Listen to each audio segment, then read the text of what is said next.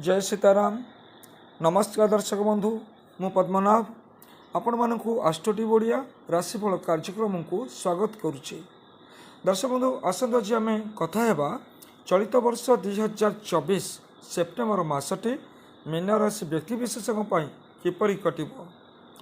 दर्शक बंधु प्रथम पर्यायर आम आलोचना करवा यही मसरे आपण शुभ दिन गुड़िक कौन सब रही।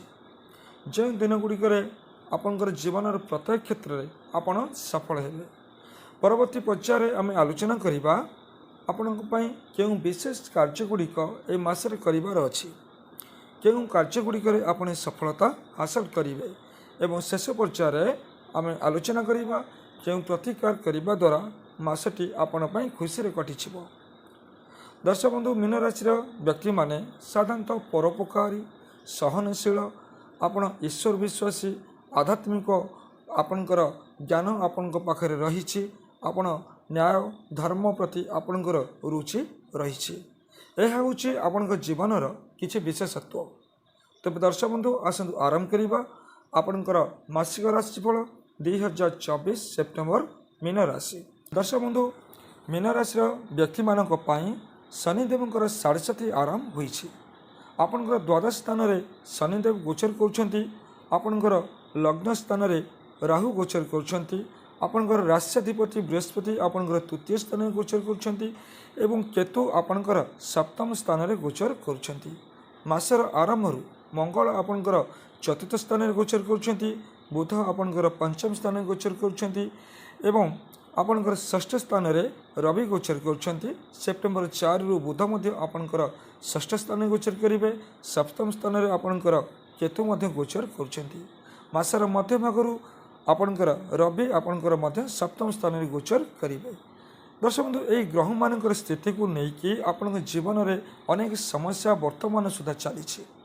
आपणकर जीवन जीविका हेउ आपणकर पारिवारिक जीवन हेउ आपणकर वाणिज्य व्यवसाय आपणकर कर्म संस्थान हो आपणकर सामाजिक जीवन आपणकर लव लाइफ आपणकर दाम्पत्य जीवन भी हो प्रत्येक क्षेत्र में आपण संघर्ष जारी रखिछंती। प्रत्येक क्षेत्र में आपण समस्या सहित जड़ित अच्छा। यार कारण आपणकर ग्रह मानकर स्थिति आपणकर कुंडली उपरे ग्रह मानकर स्थितिर कारण। ये ग्रह मानकर स्थिति आपण अनेक समस्या दे गति करुछंती। तबे दर्शक बंधु ये समस्या बाहर वीडियो शेष में आपन को निश्चित प्रतिकार कहि आपन ये प्रतिकार करेंगे। तबे दर्शक बंधु यही शुभ दिन गुड़िक प्रथम यही सेप्टेम्बर मासरे आपन जीवन में थिबा शुभ दिन गुड़िक विषय आम आलोचना करवा। मोर आशा एवं विश्वास ये दिन गुड़िक आपन को निश्चित भाव में सफलता प्रदान करिवो। ये दिन गुड़िक आपण खुशी निश्चित भाव में कटि। दर्शक बंधु सेप्टेम्बर मास 2 तारिख एवं 3 तारिख आपण निश्चित ये 2 दिन भलरे कटिज। आपण सुख शांति प्राप्त हेब। आपण कर्म वाणिज्य व्यवसाय सबु क्षेत्र में आपण सफल हेबे। प्रतियोगितामूलक कार्य आपण सफल हेबे। ये दिन गुड़िक आपण बहुत भल रही। आर्थिक स्थिति आपण भल रहिबो। अर्थ प्राप्तिर जोग आपण रही। दर्शक बंधु सेप्टेम्बर मास 4 तारिख एवं 5 तारिख ये 2 दिन आपण बहुत भल रहिबो। आपणकर व्यवसाय वाणिज्य आपणकर कर्म आपणकर शिक्षा प्रभृति क्षेत्र में आपण सफल हेबे। पारिवारिक जीवन आपणकर खुशी कटिब। मानसिक शांति आपन को प्राप्त हेबो। कौन से द्रव्य कौन अर्थ एसबू आपण प्राप्ति करि पारंती। सेप्टेम्बर मास 11 तारिख आपण दिनटी भल अच्छी। स्पिरिचुअल क्षेत्र में ये दिनटी आपण बहुत भल अच्छी। ए दिन आपन कौन पूजा पाठ करंतु निश्चित भाव में ईश्वर कृपा आपन को प्राप्त हेब। दर्शक बंधु सेप्टेम्बर मास 12 तारिख आपण दिनटी भल अच्छी। कर्म क्षेत्र में आपण दिन बहुत भल रहिबो। आपण को अर्थ प्राप्तिर जोग अच्छी। मान सम्मान प्राप्तिर जोग अच्छी। आपण कौन द्रव्य आपन को प्राप्त हेब। आपणकर पारिवारिक जीवन बहुत भल रहिबो। दाम्पत्य जीवन आपण लव लाइफ ए दिन मधुरता निश्चित भाव में आपण रहिबो। सामाजिक जीवन मध्य आपण भल रही। दर्शक बंधु सेप्टेम्बर मास 14 एवं 15 तारिख यही दिन दुईटी आपण अति उत्तम रही। बंधुंकर सहयोग साहाय्य प्राप्ति आपण करेंगे। वाणिज्य व्यवसाय अर्थ लाभर जोग आपण अच्छी। କର୍ମକ୍ଷେତ୍ରରେ ଆପଣ ପ୍ରଶଂସିତ ହେବେ। ଆପଣ ପାଇଁ ଧନ ଅର୍ଥ ଦ୍ରବ୍ୟ ଏସବୁ ପ୍ରାପ୍ତିର ଯୋଗ ଏହି ଦିନ ଗୁଡ଼ିକ ରହିଛି। ଆପଣଙ୍କର ପାରିବାରିକ ଜୀବନ ଖୁସିରେ କଟିବ। ଆପଣଙ୍କର ଦାମ୍ପତ୍ୟ ଜୀବନ ମଧ୍ୟ ଖୁସିରେ କଟିଯିବ। ଲଭ୍ ଲାଇଫ୍, ସୋସିଆଲ୍ ଲାଇଫ୍ ସବୁ କିଛି ଆପଣଙ୍କର ଏ ଦିନ ଗୁଡ଼ିକରେ ଶୁଭ ରହିବ। ସବୁ କାର୍ଯ୍ୟରେ ଆପଣ ସଫଳ ହେବେ।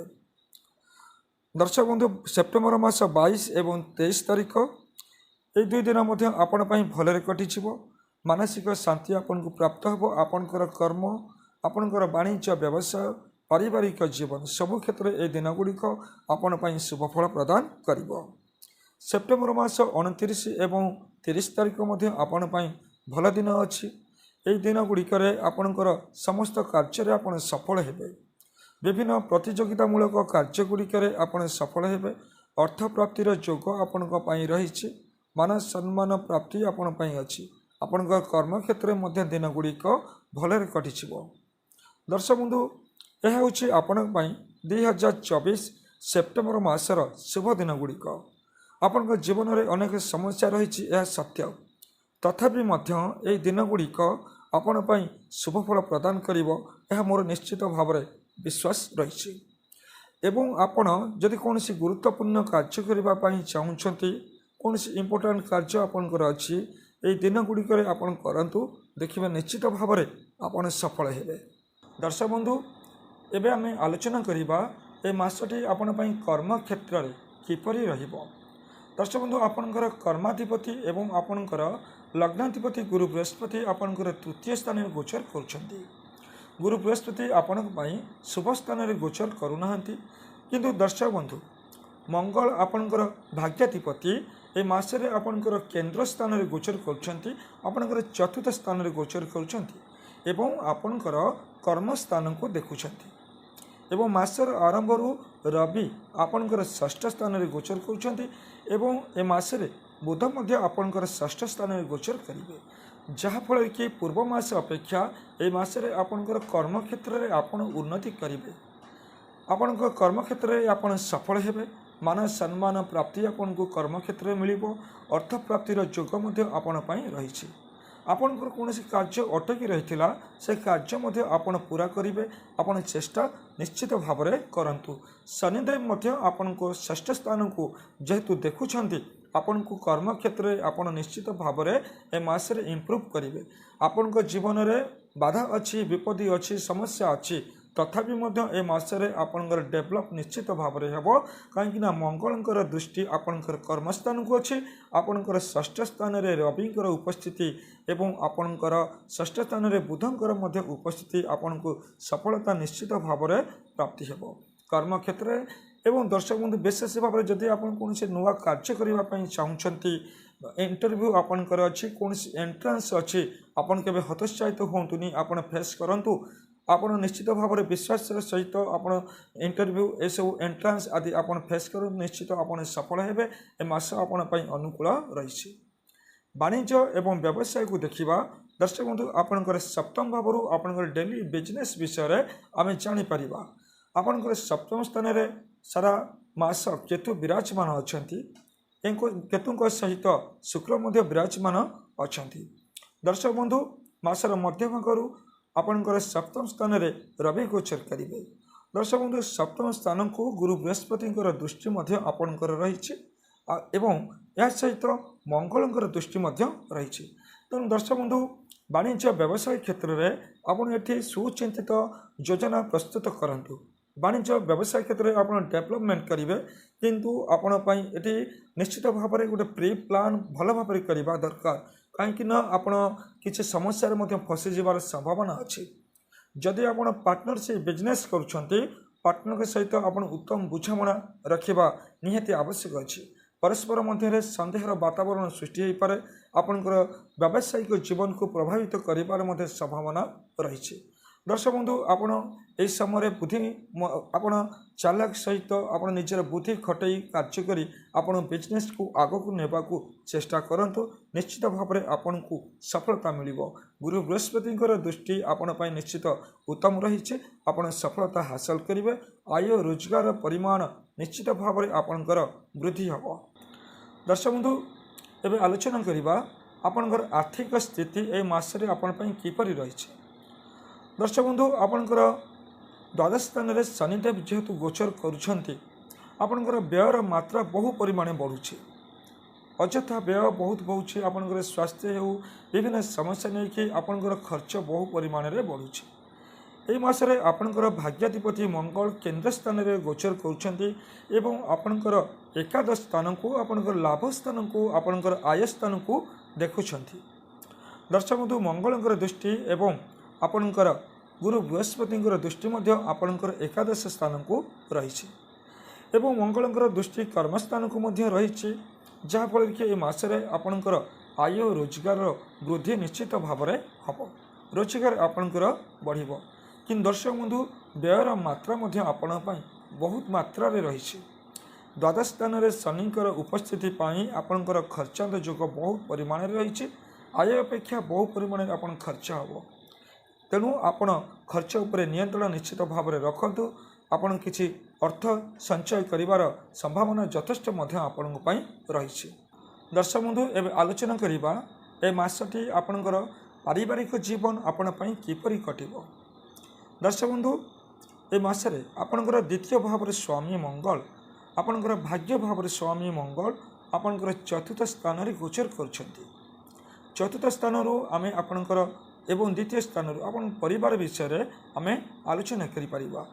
ଦର୍ଶକ ବନ୍ଧୁ ମଙ୍ଗଳ ଯେହେତୁ କେନ୍ଦ୍ର ସ୍ଥାନରେ ରହିଛନ୍ତି ଆପଣଙ୍କର ଭାଗ୍ୟାଧିପତି ଭାବରେ, ତେଣୁ ଦର୍ଶକ ବନ୍ଧୁ ଆପଣଙ୍କୁ ନିଶ୍ଚିତ ଭାବରେ ଆପଣଙ୍କର ପରିବାରରେ ଏ ମାସରେ କିଛି ଉନ୍ନତି ହେବାର ସମ୍ଭାବନା ରହିଛି। ଭୂମି ଯାନବାହନ କୌଣସି ଗୃହ ପ୍ରପର୍ଟିକୁ ନେଇକି ଆପଣଙ୍କ ପାଇଁ କିଛି ଶୁଭ ଖବର ରହିଛି।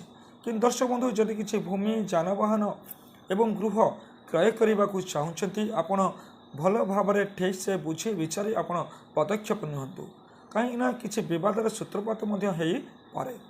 ଦର୍ଶକ ବନ୍ଧୁ ମାଆଙ୍କର ସ୍ୱାସ୍ଥ୍ୟଜନିତ ସମସ୍ୟା ଯଦି ପୂର୍ବରୁ କିଛି ରହିଛି ଏବେ ବି ମାଆଙ୍କର ସ୍ୱାସ୍ଥ୍ୟଜନିତ ସମସ୍ୟା କିଛି ଦେଖାଇବାର ସମ୍ଭାବନା ଅଛି, ବ୍ଲଡ଼ ରିଲେଟେଡ୍ ପ୍ରୋବ୍ଲେମ୍।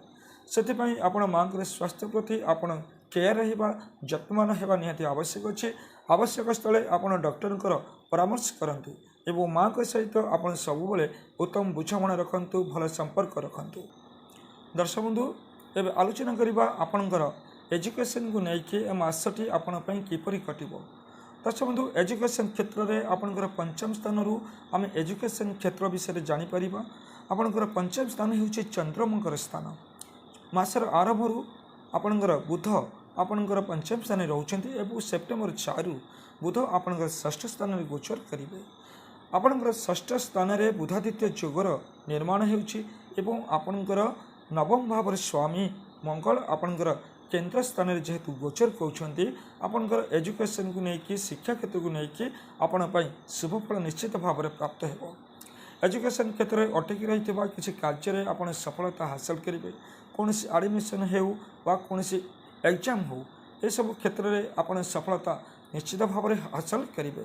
ଏବଂ ଯଦି ଆପଣଙ୍କ ପାଖରେ କିଛି ଆଡ଼ମିସନ୍ କରିବାର ଅଛି ବା କିଛି ଏମିତି କିଛି ଇମ୍ପୋର୍ଟାଣ୍ଟ ଏଜୁକେସନ୍ କାର୍ଯ୍ୟ ଅଛି ତାକୁ ଆପଣ ନିଶ୍ଚିତ ଭାବରେ ସେପ୍ଟେମ୍ବର ମାସ ମଧ୍ୟଭାଗ ପୂର୍ବରୁ ଆପଣ ସେପ୍ଟେମ୍ବର 15 ପୂର୍ବରୁ କାର୍ଯ୍ୟକୁ ସମାପ୍ତ କରିବା ପାଇଁ ଚେଷ୍ଟା କରନ୍ତୁ।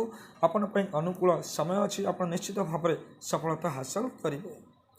ଦର୍ଶକ ବନ୍ଧୁ ଲଭ୍ ଆଣ୍ଡ ରିଲେସନସିପ୍କୁ ଯଦି ଆମେ ଦେଖିବା ଏ ମାସରେ ଆପଣଙ୍କ ପାଇଁ ଲଭ୍ ଆଣ୍ଡ ରିଲେସନସିପ୍ କିପରି ରହିଛି। ପଞ୍ଚମ ସ୍ଥାନରୁ ଆମେ ଲଭ୍ ଆଣ୍ଡ ରିଲେସନସିପ୍ ବିଷୟରେ ଆଲୋଚନା କରିପାରିବା। ଆପଣଙ୍କର ପଞ୍ଚମ ସ୍ଥାନ ହେଉଛି ଚନ୍ଦ୍ରମାଙ୍କର ସ୍ଥାନ। ଏହି ପଞ୍ଚମ ସ୍ଥାନକୁ ରାହୁଙ୍କର ଦୃଷ୍ଟି ଆପଣଙ୍କର ରହିଛି। ଯେହେତୁ ପଞ୍ଚମ ସ୍ଥାନକୁ ରାହୁଙ୍କର ଦୃଷ୍ଟି ରହିଛି ଏବଂ ଶୁକ୍ର ଆପଣଙ୍କର ସପ୍ତମ ସ୍ଥାନରେ କେତୁଙ୍କ ସହିତ ରହିଛନ୍ତି, ପାପ ଗ୍ରହଙ୍କ ସହିତ ରହିଛନ୍ତି, ଆପଣଙ୍କ ଲଭ୍ ଆଣ୍ଡ ରିଲେସନସିପ୍କୁ ନେଇକି ବେଳେବେଳେ ସମସ୍ୟା ସୃଷ୍ଟି ହୋଇପାରେ। କୌଣସି ଘଟଣାକୁ ନେଇକି କୌଣସି କାର୍ଯ୍ୟକୁ ନେଇକି ଆପଣଙ୍କ ଭିତରେ ସନ୍ଦେହର ବାତାବରଣ ସୃଷ୍ଟି ହୋଇପାରେ, ମତାନ୍ତର ହୋଇପାରେ, ବିବାଦ ସୃଷ୍ଟି ହୋଇପାରେ।